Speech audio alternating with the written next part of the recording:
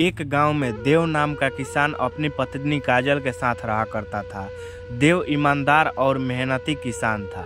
देव के पास एक छोटा सा खेत था जिसमें वो कड़ी मेहनत करता था, जिससे उसके घर का पालन पोषण भी बहुत मुश्किल से चलता था। देव के ऊपर गांव वालों का बहुत कर्ज हो गया था और देव के घर हर दिन कोई ना कोई अपने कर्ज मांगने के लिए आ ही जाता था। एक दिन देव अपने घर पर था, तभी गांव का एक आदमी देव के पास आया और आकर बोला, अरे देव भाई, तुम मेरे पैसे कब दोगे? तुम्हें पैसे दिए हुए मुझे 1 साल हो गया और जब अपना पैसा मांगने के लिए आता हूँ तब तुम बोलते हो कि अगले महीने ले लेना, अगले महीने ले लेना। पिछली महीने में भी आया था तो तुमने बोला अगले महीने ले लेना, और आज आया हूँ तो आज देखता हूँ क्या बोलते हो, आज देते हो या फिर आज भी बोलते हो कि अगले महीने ले लेना। अरे नहीं नहीं गोपाल भाई, ऐसा मत कहिए। मेरे पास पैसा नहीं होता है इसीलिए मैं आपको नहीं दे पाता, लेकिन अब जो मैं फसल बोया हूँ अगले महीने काटने की बारी है और वो मैं सारा फसल बेचकर आपका पूरा पैसा मैं लौटा दूंगा। बस इस महीने भर आप मान जाइए। मैं जानता था कि तुम कोई न कोई आज भी बहाना करोगे ही, जो कर ही दिया। जब पैसे लेने की बारी है तो तुम बहुत खुशी से और उतावले होकर पैसे लेकर चले गए, और जब पैसे देने की बारी है तो आज लेना, कल लेना, अगले महीने लेना, अगले साल लेना, तुम करते रहते हो। तुम जैसे गांव के गरीब लोगों को पैसा देना ही नहीं चाहिए और तुम फसल कह रहे हो कि बेचकर दे दूंगा। तुम्हारे पास तो खुद एक छोटा सा खेत है जिसमें फसल उगाकर अपने साल भर का पेट का पालन पोषण भी नहीं कर पाते। तुम मुझे क्या फसल बेचकर पैसा दोगे? अच्छा ठीक है, इस बार भी कह रहे हो तो इस बार भी मैं देख लेता हूँ, लेकिन अब की बार पैसा नहीं दिए तो तुम्हारे खेतों पर अगली बार फसल मैं उगाऊंगा, इसीलिए पैसा मेरा कैसे भी करके दे देना। ठीक है, मैं जा रहा हूँ। और ऐसा कहकर गोपाल वहाँ से चला गया।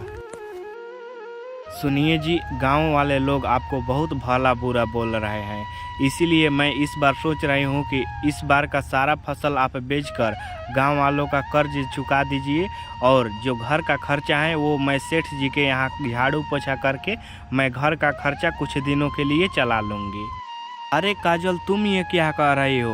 तुम दूसरे के यहाँ जाकर झाड़ू पोछा लगाओगी? गांव वाले तुम्हें देखकर क्या कहेंगे? और मैं तुमको दूसरों के यहाँ काम करने के लिए थोड़ी ब्याह कर ले आया हूँ। मैं भूखा मरना पसंद करूँगा, लेकिन तुमको दूसरे के यहाँ काम करने नहीं जाने दूंगा। लेकिन मैं आपको और अपने बच्चों को इस हालत में देखकर घर में रानी की तरह कैसे बैठे रहूं? आपको भी गांव वाले इतने बोल रहे हैं और बच्चे भी हमारे अच्छे से नहीं खाना पीना पी रहे हैं और कपड़े भी उनके ढंग का नहीं है। अरे काजल, बच्चों की परवाह कौन नहीं करता, लेकिन तुम भी इस घर की इज्जत हो और जब तक मैं जिंदा हूँ अपने घर की इज्जत को बाहर नहीं जाने दूंगा। अच्छा ठीक है, अब मैं खेतों पर काम करने के लिए जा रहा हूँ। और ऐसा कहकर देव अपने खेतों पर काम करने के लिए चल दिया। देव अपने रास्ते से जा ही रहा था कि उसे एक रास्ते में साधु बाबा दिखाई दिए। साधु बाबा को देखकर देव वहीं पर रुक गया। अरे पुत्र, इस जंगल में मुझे चलते चलते बहुत जोरों की प्यास लग गई है, क्या तुम मेरे लिए पानी ला सकते हो? हाँ बाबा जी, लेकिन इस जंगल में पानी नहीं है। यदि आप कुछ देर तक यहीं पर रुके तो पास के गांव से जाकर मैं आपके लिए पानी ला सकता हूँ। ठीक है पुत्र, तब तक मैं यहीं रुकता हूँ, भगवान तेरा भला करे। और देव वहाँ से पानी लाने के लिए चल दिया। तभी देव बाबा जी के लिए शुद्ध पानी घड़े में भर कर ले आता है। तभी बाबा जी देव को देखने लगते हैं और देव को देखकर ही समझ जाते हैं कि ये कितना दिक्कत में है। तभी बाबा जी उस पानी को पीकर अपना प्यास बुझाते हैं। तभी वह घड़ा अचानक सोने की घड़ा में बदल जाता है। तभी देव बोला, ये क्या हुआ बाबा जी?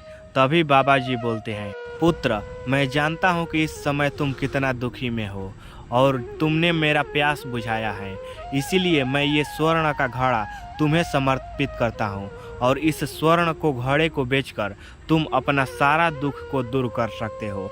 ये स्वर्ण का घड़ा तुम लेकर चले जाओ यहाँ से। तभी देव उस घड़े को वहाँ से लेकर सीधा अपने गांव के सेठ के पास जाता है और सेठ जी से बोलता है, सेठ जी, इस घड़े को मुझे बेचना है, इस घड़े का आप कितना पैसा दे देंगे? तभी सेठ जी ने बोला, अरे ये घड़ा तो बहुत बड़ा है देव, इस घड़े के पैसे से तो तुम 4-5 घर एक साथ खरीद सकते हो। इतने पैसे का क्या करोगे तुम? सेठ जी, मेरे ऊपर गांव का बहुत सारा कर्ज हो गया है। सबसे पहले उस कर्ज को चुकाऊंगा, फिर कुछ पैसों से मैं अपना व्यापार शुरू करूंगा, जिससे कि मैं दोबारा कर्ज ना ले सकूं। सेठ जी, आप इस घड़े को रख लीजिए और मेरा पैसा दे दीजिए। तभी सेठ उस घड़े को रख लेते हैं और एक पैसे की पोटली दे देते हैं, और उस पोटली को देव लेकर अपने घर को चला जाता है और देव के साथ जो जो हुआ वो सारी कहानी अपनी पत्नी को सुनाता है।